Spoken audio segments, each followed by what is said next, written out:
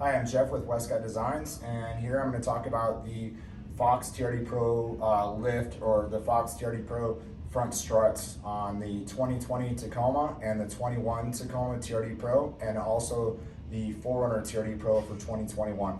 The factory collar is this one here. You can see it's got the step built into it right here because the new design on the spring. This is a casted piece.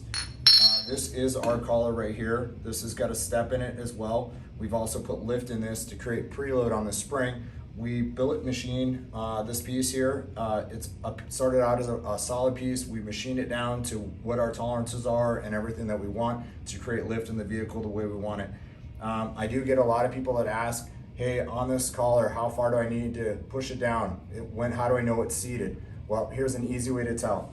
If you take and measure from the bottom of the collar to this groove right here where it's black, if you measure that, it's 1 11/16 from here to here. It's 1 11/16. If your number is obviously less than that, then you know that this thing is not all the way seated. I have some customers that ask me and they say, hey, my truck sits a little high in the front and I've got this issue and I've got a add leaf in the back and it still sits higher in the front. Then I know for a fact that this collar is not seated all the way at the bottom. It's got 2 grooves inside of it. You need to make sure that it is on the second groove, the higher groove in it.